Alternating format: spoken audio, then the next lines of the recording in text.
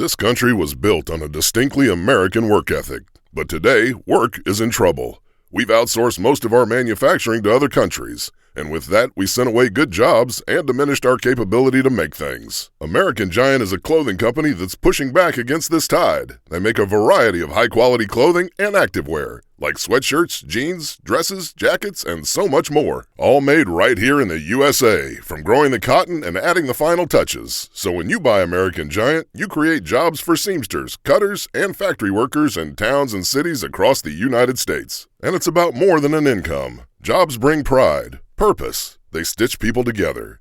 If all that sounds good to you, visit American-Giant.com and get 20% off your first order when you use code STAPLE20 at checkout. That's 20% off your first order at American-Giant.com with promo code STAPLE20.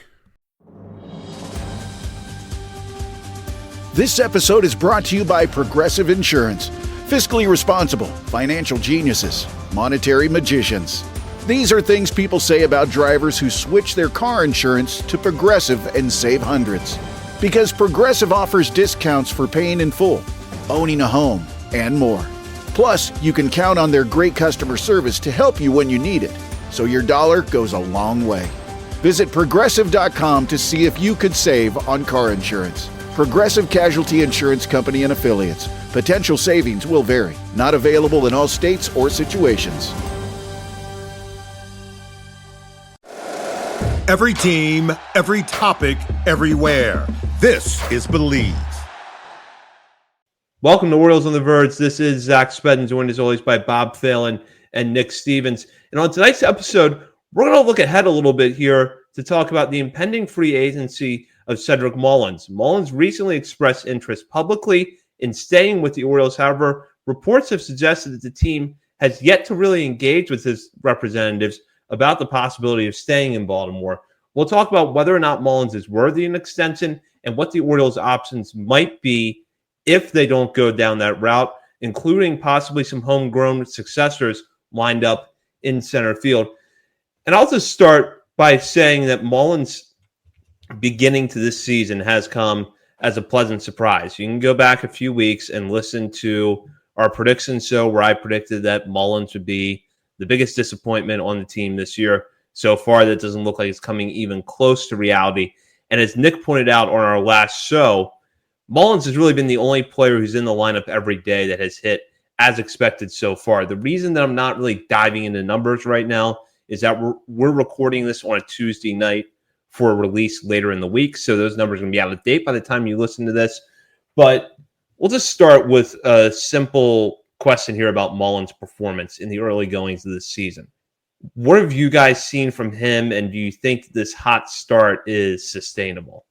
Well, I mean, no, not to this extent, obviously. I mean, he's got a 210 WRC plus right now.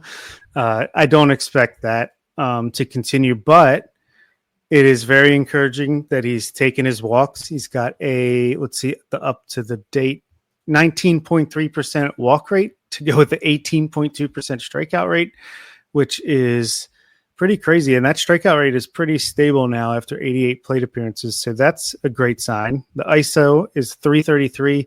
That's the part that's going to come down. But yeah, he's hitting for average. He's having great at bats, taking his walks. He's 3 stolen bases, so he might not be that 30-30 guy on the base paths anymore. Defense in center field looks like it's dipped a tiny bit, but that's just what happens when you're an outfielder reaching your 30s. He's got a 1.3 FWAR already, which is he had a 2.3 FWAR last year, 1.9 the year before that, and he's already at 1.3, 20-ish games, 21 games into the season. No, it can't continue, but I think he's clearly about to have the best season he's had since 2021. And yeah, I'm here for it. It's a walk year. It's been statistically proven that players do perform better in walk years.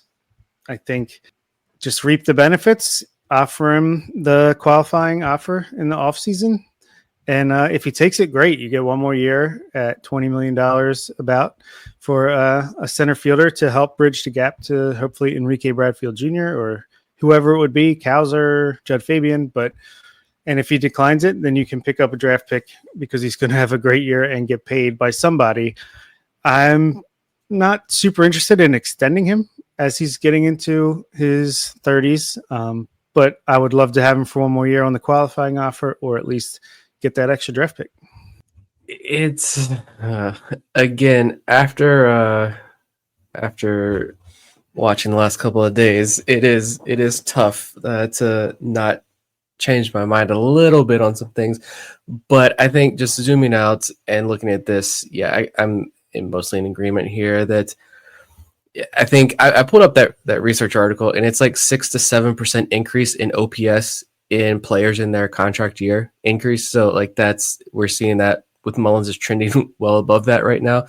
Even hitting lefties, like a 260 something WRC plus against lefties and like 15, 16 plate appearances. Of course, none of that is going to stick, but still, he is the sole reason why this team is still, it's not complete dumpster fire.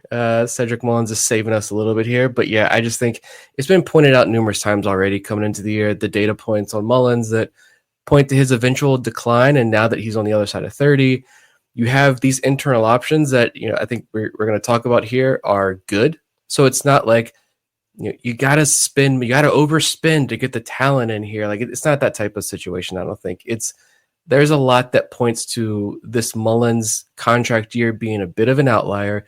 It's great. I'm going to enjoy it. And I do agree that if you want to extend the qualifying offer, he's going to decline it. If he keeps hitting like this and playing like this, he's going to decline it. You get the draft pick, you move on. The internal candidates are pretty solid right now. And so now you're going to sit here and I do think it's kind of tough right now to sit here and be like, why wouldn't you try to get some small extension with Mullins as a reward for being the one guy who's doing something? But thinking long term, like putting this last week behind, thinking long term, I think the right move is give him the qualifying offer, let him decline it, wish him all the best. I think he's someone that I don't think anyone is going to ever think anything negatively about Cedric Mullins and his time here in Baltimore. He'll be remembered fondly. But yeah, I have a hard time seeing that happening. I mean, I can't sit here and say I wouldn't give him a 2-year, $35 million contract, but why would he do that when he has a chance to cash in for the first time? So it just doesn't really make sense. He's going to get paid by somebody. I'm happy for him, just like with Santander. But yeah, I think you got to kind of stick to your guns here. Just to back up for a moment and to give our listeners who maybe have not seen these quotes or need a refresher on them a little bit of context of why we're talking about this week. In an episode, a story that ran The Athletic on April 16th, Mullins agent Robin Cope told Ken Rosenthal that the team has not broached the possibility of an extension, even though Mullins wishes that they would. And then Mullins followed up on comments to Andy Koska over the Baltimore Banner. When asked about that, he said, quote, 100% just being drafted by Baltimore and just knowing what Baltimore and the city offered me and my family over the course of my career has been nothing short of amazing. So to have those negotiations take place, it's all in timing. So reading between the lines there, I think we can see that there has not really been, at least what Mullins' team would see as serious overture to keep him here. I have to say that I was not that surprised by that revelation, given that Mullins has sort of been up and down since that 2021 season, and that the Orioles have spent a lot of time, and this is something we're going to talk about more in a minute, lining up possible successors in center field. But do you guys think that those comments got the traction that they did because Mullins is playing so well right now and because he is the longest tenured Oriole right now, or because the Orioles have not extended anyone yet, and this is a sign of, okay, the front office just isn't taking it that seriously? I think it's because, again, like everyone loves Cedric Mullins. Everyone always has. Everyone always will. I've said this a million times. Like I can still picture his face, even on Bowie's broadcasts. It's hard to see faces on the broadcast. I can still picture his face, like just this dejected Cedric Mullins after he'd been demoted twice. It was pathetic at bats from Mullins after he'd been from the majors down to AAA and then down to AA again. And watching him break out of that and get back up to the majors and have that 30-30 season was remarkable and amazing to watch. But I think this is just like Santander. A lot of debate, all the back and forth and discussion about Santander. Should they sign him? Will they re-sign him? When the entire time this organization knew that they didn't want Santander back unless it was going to be on a fantastic team-friendly deal. Like, think long term. Mullins might give you the rest of this year. Mullins might give you next year. He might have a really good year next year as well. And people are going to be frustrated if it's not in Baltimore. But if you get a 3 or 4 year deal, how many of those years are going to be bad? Like, potentially. You might get one more really, really solid year from Mullins. So I think long term, it's the same thing as Santander. They're looking at this as unless you're going to get something that Cedric Mullins has no right to sign and accept, they're pretty fine with letting him walk. Yeah, I think, it's probably just, fans want to see, especially the players that are playing well, they want to see them stick around. And everybody loves Mullins. He had such a fantastic second half last year, but maybe this is the jinx. When he's playing well, the team doesn't. So he's got to go. No, I wish he would, keep his legs from when he was in his late 20s for 5 more years, then I'd be happy to re-sign him to an extension. But unfortunately, it's just not the way things are. Hopefully they re-sign somebody though, just to quiet that little factoid down, and just because it would be cool too. So, and let's talk about seemingly what the Orioles have done for the last few years to prepare for this. They stuck with developing Colton Cowser in center field while continuing to play him at the corners. And in the somewhat limited data we have from Cowser's time in the major leagues, he grades out as a pretty good center fielder. Not as well as he does in left field, but the numbers have been solid there. But then you follow that up with Jud Fabian at AAA right now, who has a lot of question marks surrounding his game. But you look at the data, especially the batted ball data down in Norfolk this year, and it seems like he's maybe addressing some of those swing and miss concerns. Down in high A, you have Van Honeycutt, who has a case as the most athletic player in this farm system. And then at AA, you have the guy that I think everybody has already decided in their heads is Cedric Mullins' successor in center field. And that's Enrique Bradfield Jr. Now, Bradfield's currently on the IL at Chesapeake, but this is not expected to be a long-term injury. He was off to a very good start before going on the IL, and there's no reason to believe that when he comes back and he's healthy, that he's not going to pick up where he left off. So the Orioles do have a lot of options, and yes, there are question marks with all of them, but at the same time, we know that center field has been a priority for this organization. Yeah, if you let Mullins walk, I think the Enrique Bradfield Jr. is the guy that the organization wants to take over the reins. And if he's not ready, and this is a hamstring injury, he's running out of triple in 30-degree weather. It happened. He's not injury prone. There's no concern there. He'll be back soon. He's still in a position to where he can end the year in AAA, and it could be a huge spring training opportunity for Bradfield next year.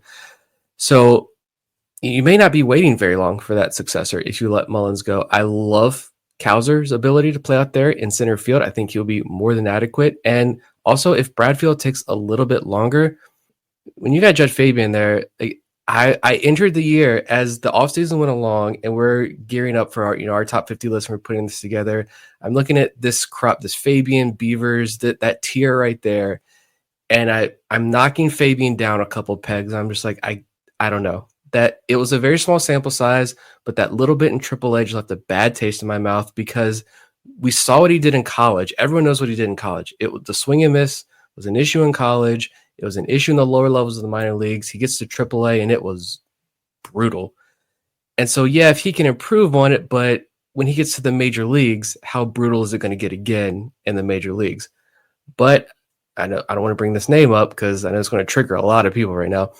Kyle Stowers did it. We saw him make the improvements once he got to the major leagues, and we see what he's doing in Miami right now.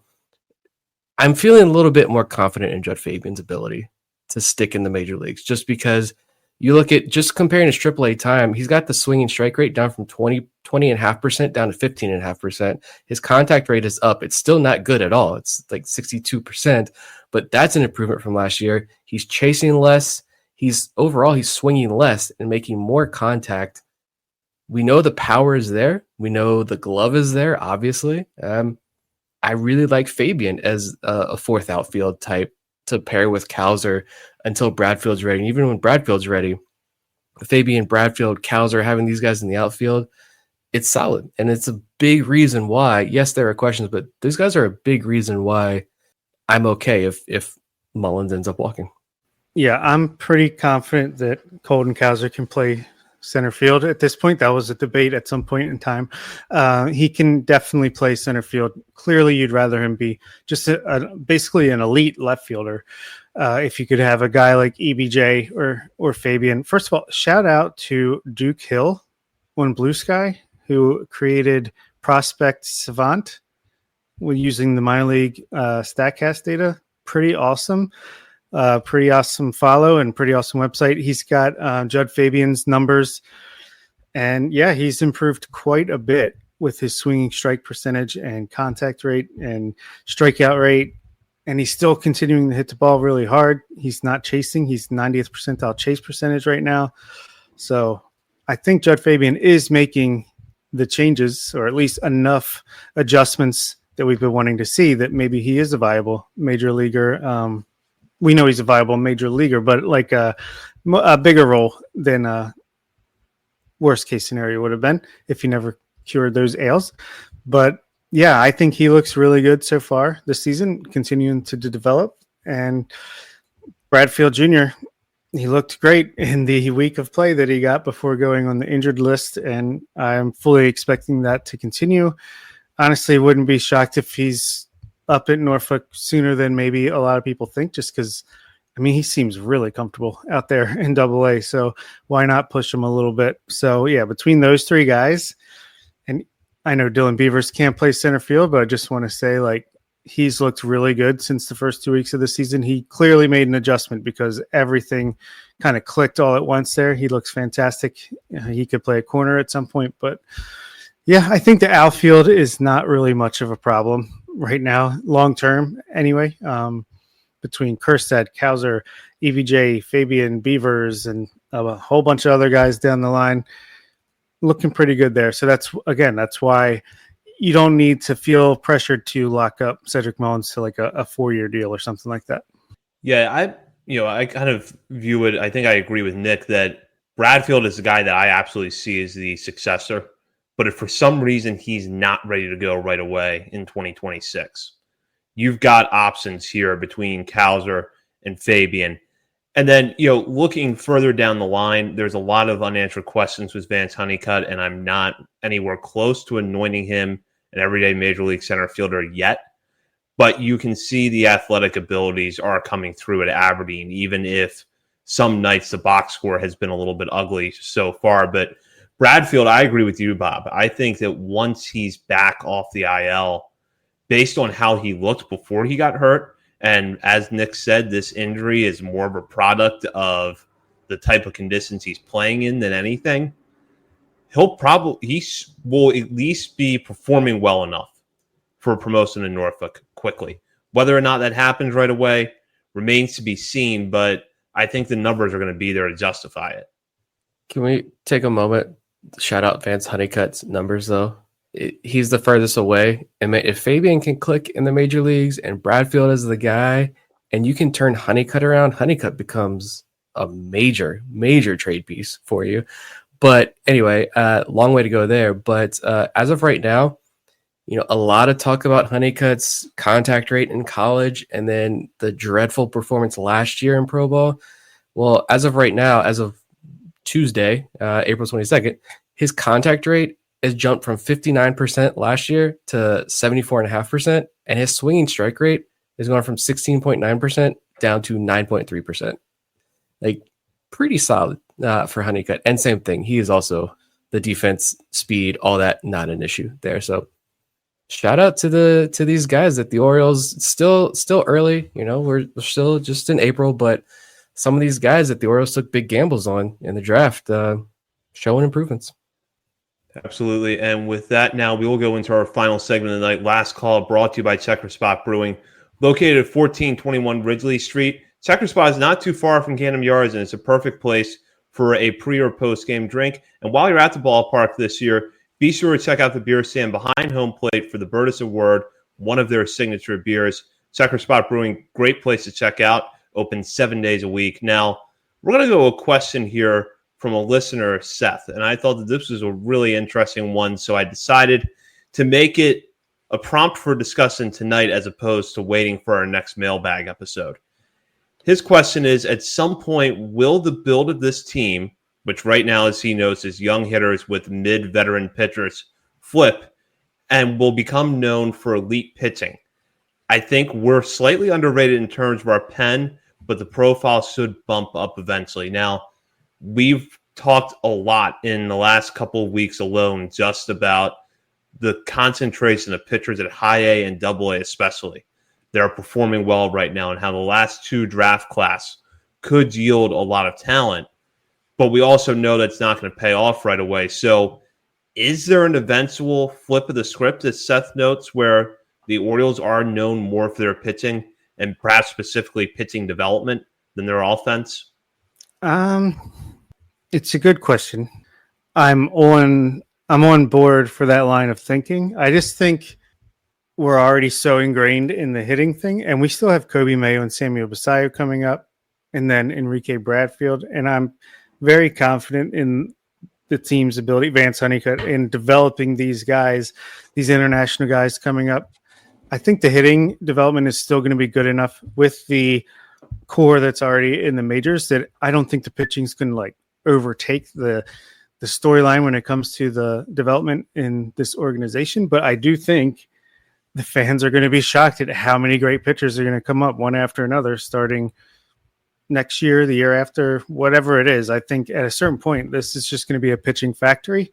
And whether that's back end starters, relievers for the most part, just because hopefully you're going with some guys like Kyle Bradish and free agents and trades and solidified guys, just like, I don't want to compare us to the Dodgers, but the young guys are going to have to earn it. But yeah, I think this is going to be a pitching factory, even though it's already proven to be a hitting factory. And I think that will continue for the most part as well. Yeah, thinking about this, I think I do agree. It's not like you're going to be pumping out 4 aces every single year from the minor leagues, but I'm convinced that this organization had their hitting philosophy in place from the jump. It worked, and they were also able to hit at an alarming rate when it comes to hitters in the draft, which helped. Even guys who aren't here anymore, it's Joey Ortiz is a major league starter for the Brewers. Say what you will about the Marlins, but Connor Norby and Kyle Stowers are starters for them. Even Billy Cook is on the Pirates 40-man roster right now, and Rates and Barrels legend Billy Cook right now. But the hitting development worked. There's also a lot of luck there. Not all top draft picks work. They don't all pan out. There's a lot of luck involved there as well. The Orioles could have went Drew Jones. They could have went Tamar Johnson. But instead, Jackson Holliday is in the big leagues right now. And Elijah Green is probably still striking out 85% of the time for Wilmington. I don't know.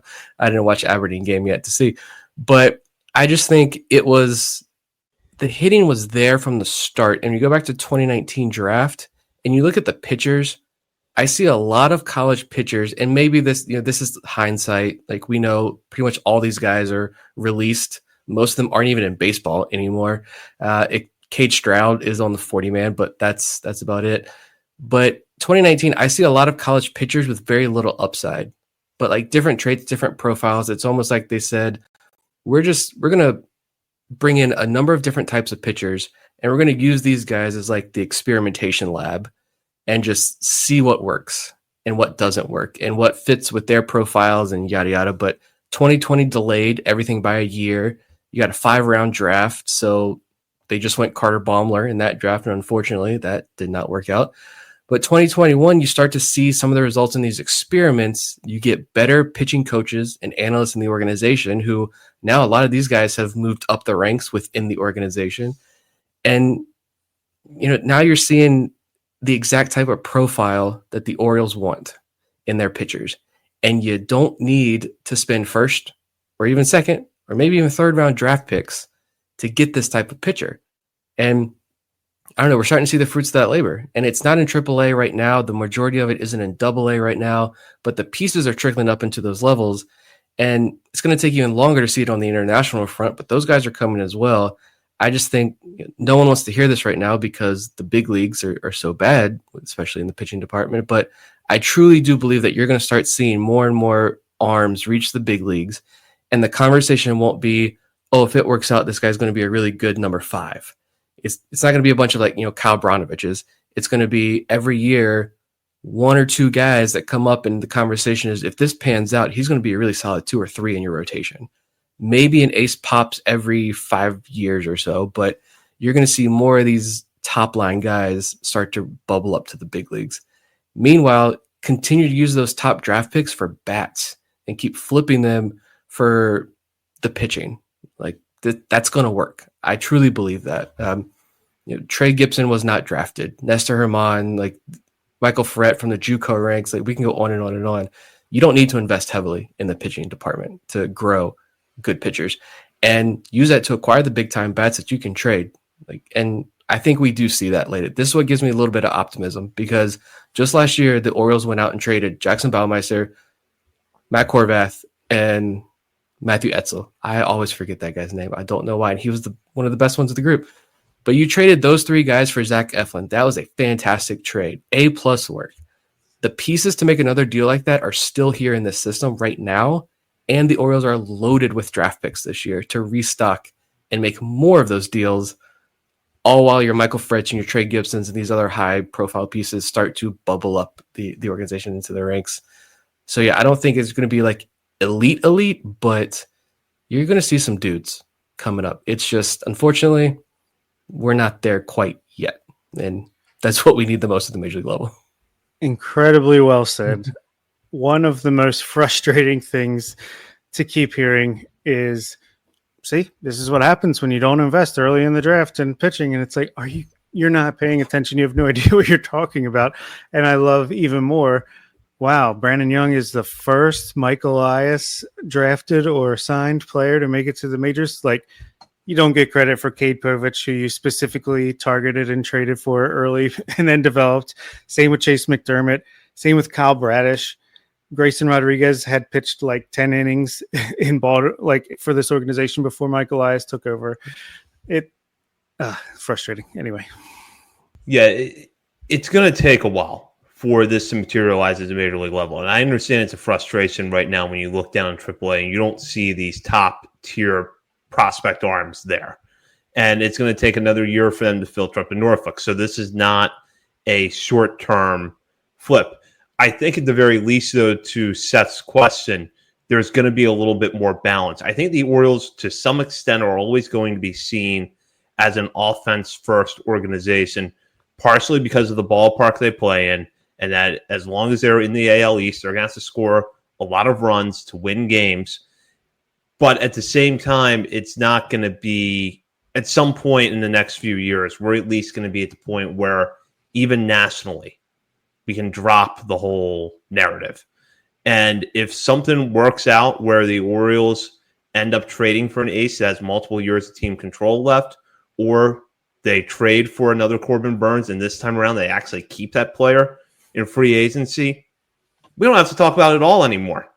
So, we're getting closer, but I know it's a frustrating thing for people that it's not going to happen this year.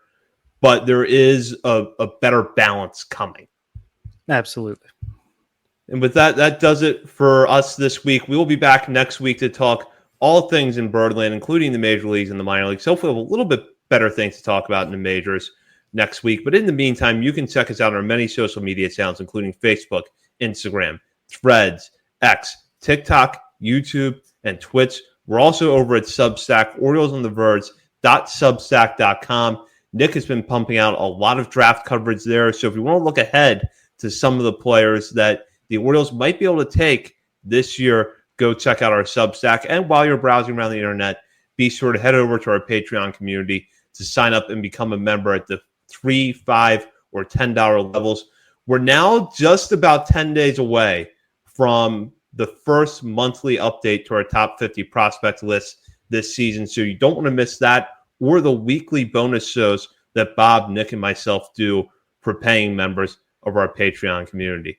For Bob Phelan and Nick Stevens, this is Zach Spedden. You've been listening to Orioles on the Verge, part of the Believe Podcast Network.